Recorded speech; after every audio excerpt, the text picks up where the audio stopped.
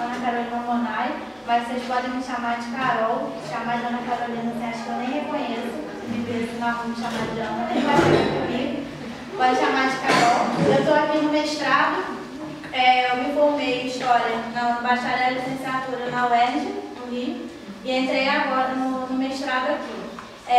Isso aqui é um desdobramento que eu trouxe para o mestrado, é um pouco um desdobramento de coisas, não é um desdobramento, coisas que eu fiz na monografia e que eu deixei em aberto mesmo para poder trazer para o projeto. Então já venho pesquisando mais ou menos as mesmas coisas na monografia, só mudei a fonte, né?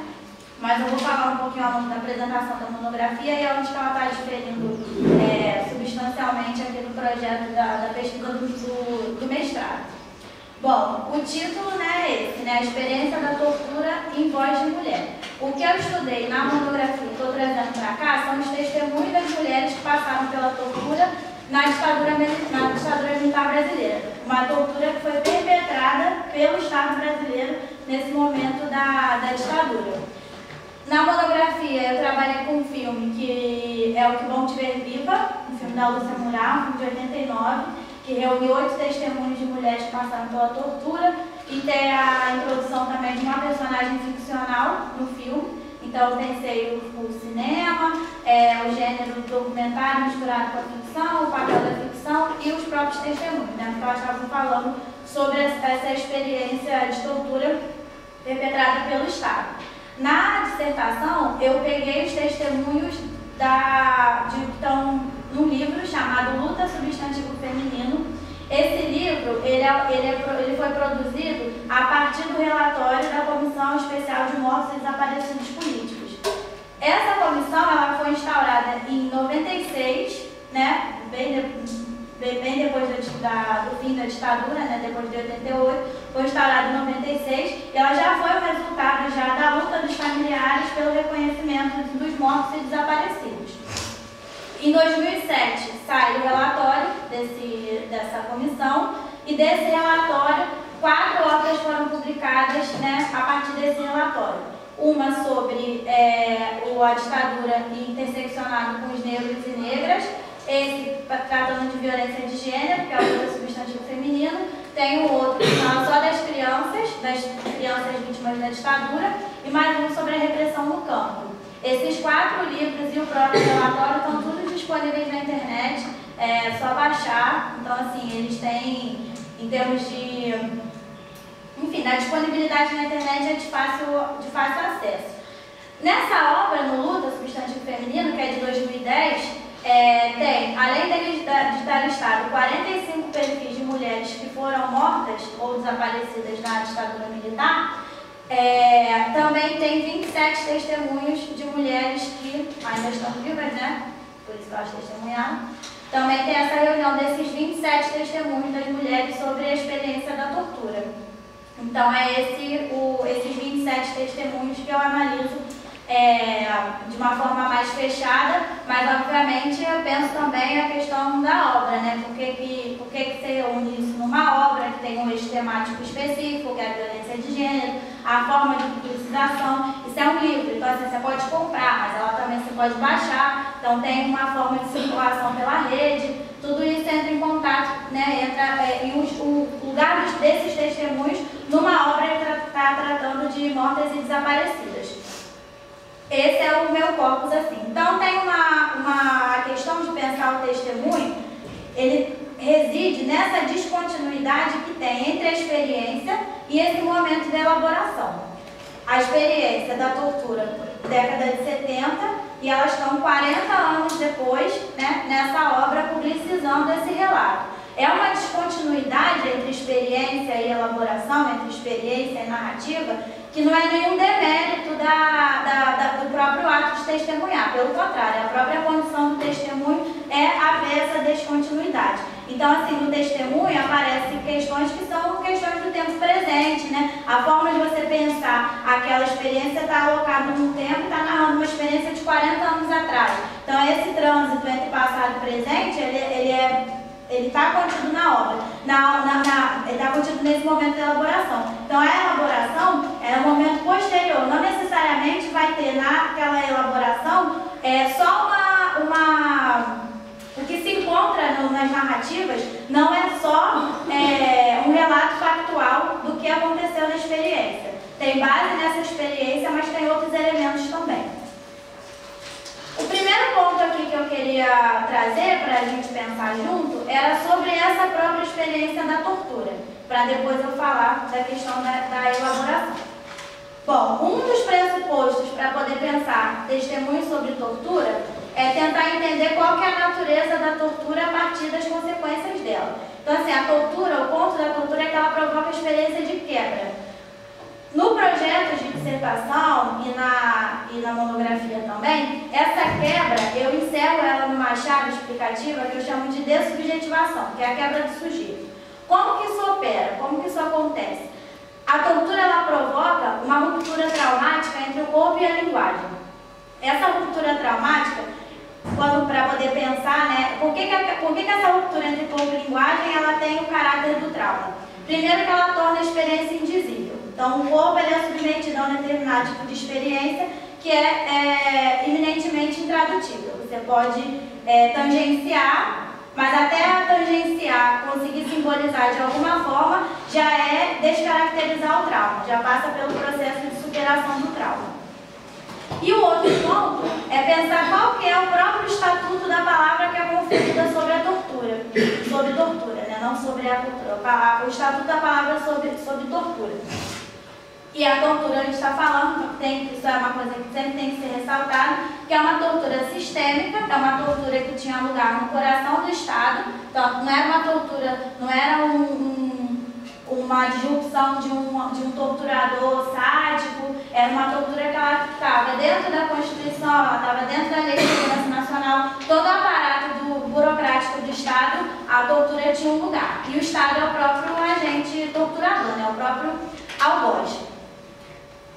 Pensando nessa característica do trauma, né? Como eu falei, ruptura corpo-linguagem torna a experiência indizível, vem do nada e desarticula o sujeito.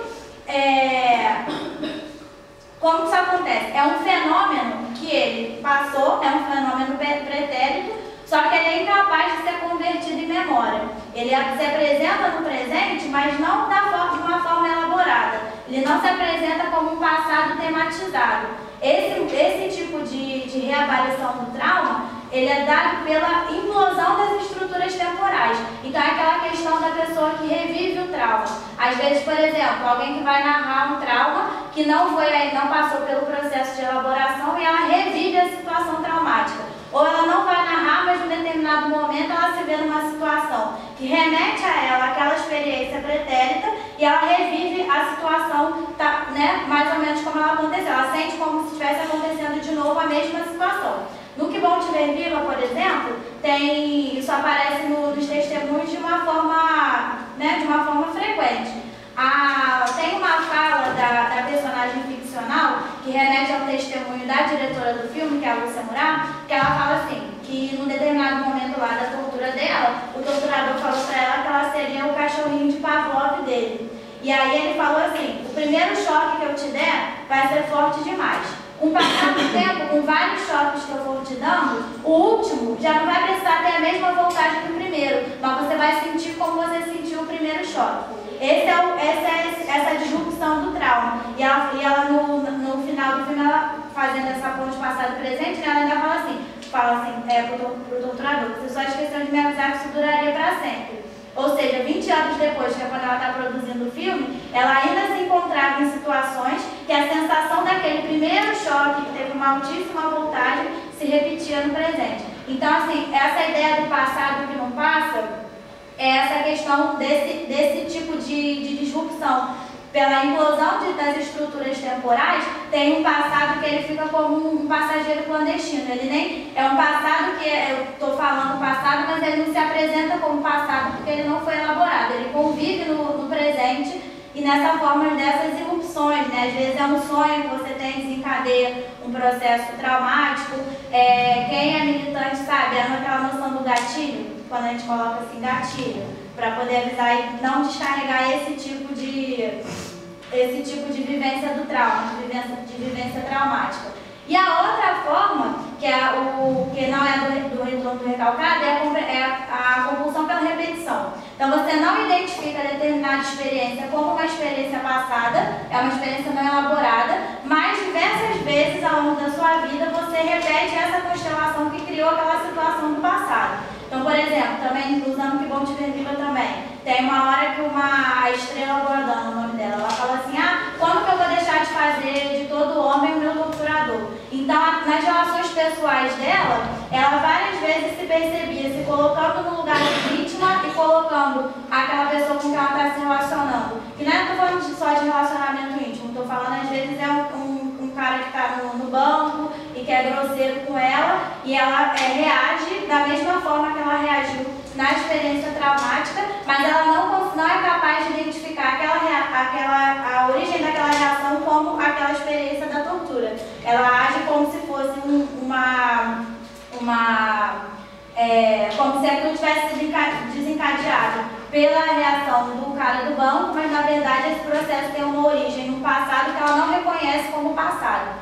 Então, assim, nos dois casos, nessas duas formas de aparecer, do trauma aparecer, o trauma como passageiro clandestino aparecer, essas estruturas temporais elas estão implodidas, né? O passado ele está vivendo ali no presente e se você não reconhece, não é capaz de reconhecer o passado como passado, você não consegue agir em prol do futuro. Então, essa impossibilidade de futuro é uma das características da dessubjetivação. A quebra do sujeito é a impossibilidade de ação. Isso se dava tanto no momento em si da tortura, porque a tortura ela consegue conjugar o grau máximo de crueldade, o grau máximo de dor que você pode infligir no corpo, sem que esse corpo padeça, sem que fisicamente ele morra. Então, tanto no momento da tortura, as capacidades de ação, a ideia é retirar a sua capacidade de ação, quanto nesses momentos posteriores, nessas atualizações traumáticas. Pensando o próprio estatuto da palavra conferida sobre a tortura, nesse sentido, né, de quebra da ação, de dessubjetivação, que é a impossibilidade da ação, a palavra conferida sobre tortura, mesmo que não seja uma informação que a pessoa que está sendo torturada casualmente passa para o torturador, ela é uma palavra que é dessubjetivada, ela é uma palavra que sai da boca de um sujeito, mas ela pertence ao torturador, porque o torturador, a partir desse mecanismo da tortura, ele é capaz de retirar qualquer palavra do torturado. Então, assim, é uma palavra que ela fica flutuante, porque ela sai de um sujeito, mas ela pertence ao torturador. Ele tem ali na mão dele, né, a vida e a morte daquela pessoa. A tortura ela tem justamente esse objetivo de mostrar a onipotência do Estado e a desumanidade do seu inimigo, de quem está sendo torturado. Então é uma palavra que ela é transferida, uma palavra dessujeitada, uma palavra que não pertence ao sujeito a quem que a pronunciou. Bom, essa experiência, um ponto-chave na minha pesquisa é que, tendo em vista essa noção da dessubjetivação, da quebra do sujeito que gera a impossibilidade da ação, como eu pego os testemunhos de mulheres que passaram pela tortura, o meu ponto é pensar qual que foi a experiência dessas, quer dizer, como as mulheres elaboraram a experiência da tortura, entendendo as mulheres como sujeitos socialmente distintos.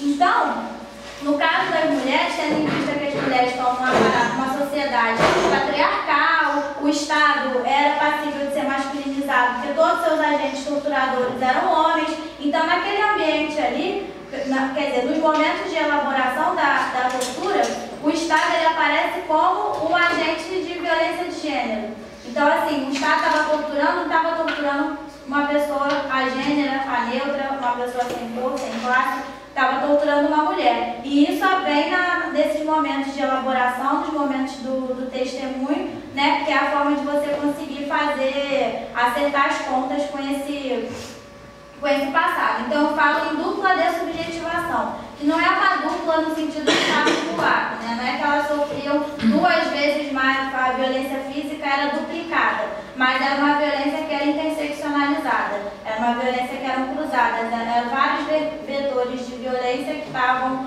atuando naquele sentido e que vem à luz nos processos de elaboração. Quando eu estou falando em elaboração, eu estou falando uma possibilidade de dar sentido, de articular essa experiência pretérita. Pensando, né, partindo para pensar o próprio estatuto do testemunho, né, o ponto é que esse ato de testemunhar, ele é capaz de refazer essa ruptura original entre corpo e linguagem. Tanto porque quando você está testemunhando, está justamente tensionando a linguagem para produzir sentido sobre uma experiência que essencialmente é uma experiência indizível, então você vai tensionando, vai conseguindo produzir sentido. Isso é elaborar, é conseguir dar sentido, conseguir encaixar essa experiência que está flutuante na sua memória, né? Conseguir transformar conseguir transformar isso em memória. Então você é passível de refazer esse ato aí, esse ato entre o corpo e linguagem, tanto no sentido pessoal e individual, quanto no sentido coletivo. Que assim, separar esse pessoal individual e o coletivo é uma questão mais para fim de análise do que na concretude. Porque essa possibilidade de reelaboração individual, ela perpassa a reinserção no âmbito coletivo, na sociedade. Então, o testemunho, além dessa dimensão, né, do esforço na atenção da linguagem para poder narrar, e o sentido disso para o indivíduo, e quando você está narrando, se comunicando com o social, se comunicando com o coletivo, então você está partilhando aquela memória, desprivatizando uma memória que era para ser, segundo, né, de acordo com os estruturadores, era para ser uma memória privada. Você está partilhando essa memória e é a possibilidade de devolver a palavra a quem foi torturado. A palavra na tortura ela não é tomada, não é uma palavra arrancada, uma palavra dessujeitada. Quando você está no âmbito que você está testemunhando, é a possibilidade de você retomar a palavra. Assim como a condição mulher. Se no momento da tortura, a condição mulher, ela estava na mão dos algozes e estava sendo como um castigo, nesse momento de elaboração dos testemunhos femininos, a condição mulher, ela passa ela é devolvida à própria mulher que está testemunhando. Então esse que é o ponto do testemunho, né? Tanto a elaboração do trauma no nível individual, a comunicabilidade de uma experiência que é uma experiência de interesse público, porque o torturador era o Estado, e a devolver a palavra ao sujeito que teve a sua palavra arrancada. E aí eu separei para vocês dois testemunhos que estão no luta substantivo feminino, né? Um para pensar essa questão da violência de gênero e outro a experiência da quebra, tentar, né, deixar mais claro o que é essa experiência da dessubjetivação. Esse primeiro sobre a dessubjetivação, né? Eu separei, é um testemunho da Lilian Celibert, ela é ex-militante de uma organização, foi presa em 78, no Rio Grande do Sul, e ela foi sequestrada com os filhos dela. Ela fala, esse momento é o momento entre uma sessão de tortura e outra. O que mais me dói é a sensação de estar lá uivando, com o corpo empapado de merda e pulando sem poder controlar, pulando sem que a sua vontade possa impedi-lo. O objetivo da tortura é esse, vilipendiar você como pessoa, que seu corpo e sua vontade percam o controle e você se sinta um montão de carne, osso, merda, dor e medo.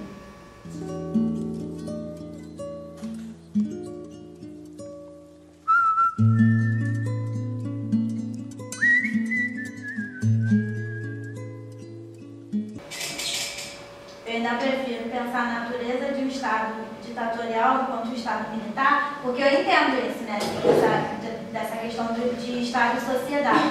Mas qual é a relação entre Estado e sociedade no contexto de ditadura, no contexto de ditadura militar? Então, assim, claro que tem o apoio e está fornecendo dinheiro, fornecendo infraestrutura para acontecer a tortura, mas qual que é a relação desse Estado com a sociedade no momento de guerra ampla e de guerra total? É isso que eu fico pensando, assim, quer dizer, para onde que vai também determinado tipo de responsabilidade? Porque quando você passa para o contexto da redemocratização, por exemplo, a ideia do apoio civil à ditadura militar é muito fácil também para a diluição da responsabilidade do Estado, né, pelo que ele fez. E toda a cadeia de ação do Estado, a cadeia era uma ação militarizada, com base na hierarquia, a estruturação dos órgãos. Você pode ter um civil dentro de um ministério, né? Só que o civil ele vai agir como se age dentro de um quartel, ele vai agir. Então toda a cadeia.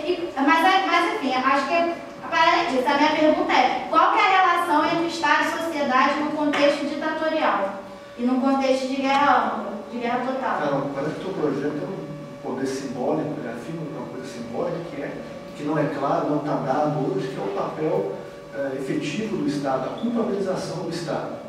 Parece que esse ponto é principal. E se a gente for pensar em intervenção historiográfica do projeto da Carol, parece que é um reconhecimento do Estado enquanto torturador, que o termo ditadura militar, que é o reconhecimento dessa dimensão, parece atuar nesse sentido. E mais, aí voltando até uma conversa que eu tive com o Freixo, mais pensar na culpabilização, na responsabilização do Estado pela tortura nesse momento da transição, por isso que eu estudo o testemunho, entendeu? No fundo eu não quero saber, quer dizer, enfim, no fundo a questão não é onde que as mulheres estavam atuando na década de 70. Mas é justamente esse momento da passagem, da elaboração dos testemunhos e da não culpabilização do Estado por pela violação sistemática dos direitos humanos por 20 anos. E aí eu penso isso, entendeu? Como que é a cadeia de ação do Estado e essa relação entre o Estado e a sociedade no contexto ditatorial. Mas então, aí tem uma diferença fundamental. O que é um Estado autoritário, ditatorial, e o que é um Estado totalitário, por exemplo, que quer coincidir absolutamente, que quer sobrepor de maneira absoluta a sociedade. A ditadura brasileira não foi isso, nenhuma ditadura latino-americana foi isso. Nenhuma. No sentido clássico que seja o Estado totalitário lá, né? Não foi. Aí, eu acho que o Estado, dentro do totalitarismo, ele tem uma ampliação da sua ação, ainda que ele não consiga recobrir completamente, mas o pressuposto é recobrir tudo e qualquer coisa que aconteça no mundo social. A ditadura militar não fez isso. Ou o que ela fez em termos de projeto nacional, né, foi suportado, apoiado por grupos que não eram militares. Entende? E que se identificaram integralmente àquela circunstância. Assim, não teve nenhum empresário reclamando da ditadura e da repressão. Ainda que, óbvio, seja muito difícil você fazer isso num momento como esse. Você podia morrer também, potencialmente. Não é? Mas a questão é que todo mundo estava igualmente submetido a esse aparato. Isso eu acho que é uma coisa que a historiografia às vezes falha. É difícil mapear, porque nem todo mundo estava igualmente submetido a esse aparato. Você pode pegar, digamos assim, três casos emblemáticos, né, da história da repressão. A Zuzu Ângelo, por exemplo. Zuzu Ângelo e o Andrew Jones, o filho dela. Né? A busca dela, o acesso dela foi tão dificultoso quanto o filho do operário, ou o pai do operário torturado, ou mesmo do Manuel Fel Filho, lá no finalzinho. Percebe o que eu quero dizer? Mas isso vai falar de uma pessoa que também sofreu o cão com aquela história. Ou o que está relatado lá no K, no romance do Sintik, né? Que ficcionaliza a busca do pai dele, né? Pela Ana Rosa, pela filha, né? Nunca encontrada, não tem corpo, né? Sequer. Mas enfim, tudo bem, é uma ficção, mas então descreve a busca dele desse sujeito. Um judeu que saiu da Europa, fugindo do nazismo, chega aqui e a filha some. Né? Óbvio, os acessos, entende o que eu quero dizer? Esses acessos eles são diferenciais. Assim. Eu acho que nem todo mundo que sofreu a repressão foi de alguma maneira, penso eu, equalizado. Né? Seja o Andrew Jones ou o Manuel Fel Filho, os primeiros operários lá e trabalhadores que rodaram no primeiro dia do golpe. Né? Mas acontece que eu implico um pouco essa ideia de que a estrutura do Estado, é certo, ela se militarizou, né? Mas parece que não tem apoio civil, né? Posso falar? Fica parecendo que não tem grupos no Brasil que estão batendo palma para isso, né? Assim, e mais batendo palma, ganhando com isso, né? Assim, eu acho que tem vários problemas aí nessa... Primeiro, na divisão entre Estado e sociedade. Acho que é complicado, porque que sociedade? Quando você fala de empresário, você não está falando de sociedade, você está falando de empresários. Atores específicos, de segmentos muito específicos da sociedade. 2, há uma assimetria em quem dá as ordens, quem define.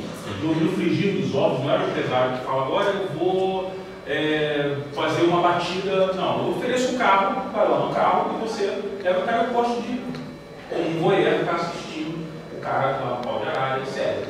Isso acontece, mas há uma assimetria entre quem define. Então a ditadura, me parece, ela foi uma estrutura altamente militarizada, organizada. O sistema de informação da ditadura militar brasileira é surreal, de sofisticado. Modelo, e é exportado, inclusive, como referência. Então, assim, isso acontece. Isso não implica necessariamente que todas as camadas, todas as esferas que compõem isso que você está chamando de sociedade não participassem eventualmente. Né? Talvez até tiver algumas pessoas, como me parece, extremamente características da sociedade brasileira, gozassem de prestígio nos meios entre os militares, em que eles pudessem, inclusive, definir ou decidir ou conversar, mas quem lavrava as ordens definitivamente estavam cumprindo os rituais. Então, para mim, isso é uma questão. Agora, sem dúvida nenhuma, eu concordo com você que talvez o excesso de ênfase na ideia de que foi uma ditadura militar, me parece ser, às vezes, leva a essa, digamos, a esse arrefecimento da ideia de que havia civis atuando em diferentes esferas, tanto da estrutura da tortura, oferecendo infraestrutura, na mídia, né, na imprensa, botando panos quentes, etc. Claro. Mas, André, só pegando um já falaram, vou falar também. Não, porque essa questão da ênfase, né? Na verdade, eu acho que circula muito mais a ênfase no civil militar, e que eu acho que tem uma potência muito maior de dissolver a especificidade da ditadura e comparar a ditadura com democracia do que a ênfase no militar. Para mim, a ênfase vai muito mais para o civil, ainda mais se você pegar alguns textos de historiadores que circulam no jornal O Globo e tudo mais, e que gostam de evidenciar o apoio civil. No fundo, eu acho que a ênfase é muito mais no civil e dissolve a especificidade de uma ditadura e de uma ditadura militarizada. Acho que a minha preocupação, assim, não é, talvez eu acho que é menos enfatizar, quer dizer, desenfatizar, né, com medo desse tipo de uso político desses conceitos que no fundo estão circulando aí no Globo e tal, e aí no limite você não sabe nem, não tem mais nem diferença entre ditadura e democracia. Você faz um trabalho da qual eu não sou familiarizado, que é o trabalho com testemunhos. E, né, então, eu vou fazer uma pergunta sobre a questão da sua pesquisa mesmo. Você apresentou até umas dificuldades dele sobre a descontabilidade, a experiência, né, entre os tempos mesmo, né, de 40 anos de elaboração.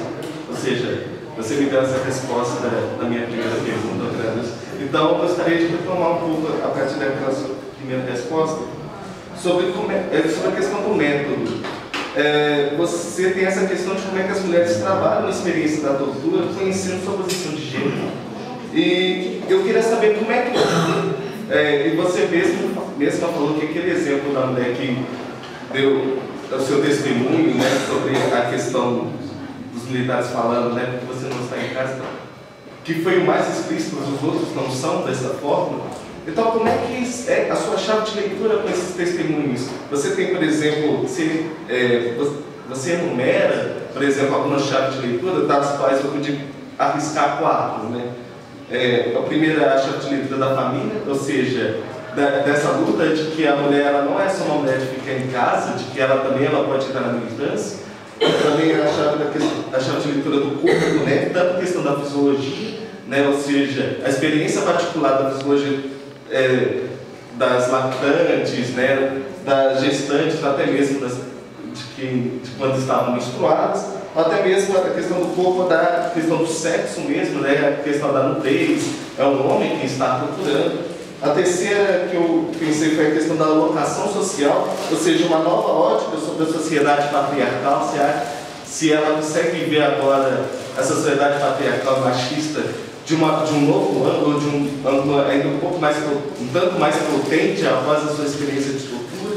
E também, por fim, eu numerei, mas são chaves de leitura a mim mesmo feitas sobre a questão da autoestima, né? Como você mesma deu o exemplo, se a mulher está no banco e um homem a trata de uma forma mais grosseira e ela tem então um gatilho ativado, mas porque foi um homem que também fez, então lembra do procurador. Enfim, eu coloquei exemplos, mas ignore eles ao tanto quanto for, porque a minha pergunta é sobre como você mesma fez a sua chave de leitura para os testemunhos que você estudou, né?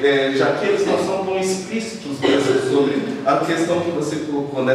Como elas trabalham a sua experiência de cultura conhecendo a sua posição de gênero. Como é que você faz isso?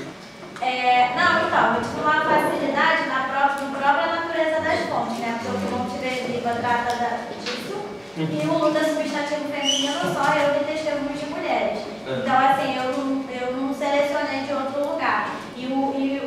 Usar o Luta, né, como uma obra completa, uma obra fechada, que tem uma lógica interna e tal, o que me leva a pensar a própria obra, né? Não fui eu que recolhi os testemunhos, eu estou vendo uma obra e os testemunhos estão recolhidos já. Então, assim, isso. E quando eu falei que esse é o que está mais explícito, é porque ela fala assim, pelo fato de eu ser mulher. Mas em todos os testemunhos, isso é evidente, assim, salta aos olhos. Porque aí quando ela vai falar, por exemplo, da questão da lactante, ela mesma pensa no sentido do testemunho, dizendo que aquilo era usado para causar nela um rechaço a uma condição que era específica feminina dela. Isso aí aparece aí. E sobre essas categorias que você falou, acho que eu devia anotar, porque eu não consigo separar tanto assim, entendeu? É questão, enfim, desse método de trabalho mesmo. Porque no fundo eu não conseguiria fazer uma separação entre a questão do corpo com o filho, por exemplo, porque o filho da maternidade vem do corpo, isso aparece muito misturado, até pela própria. Qual é o seu nome? Paulo.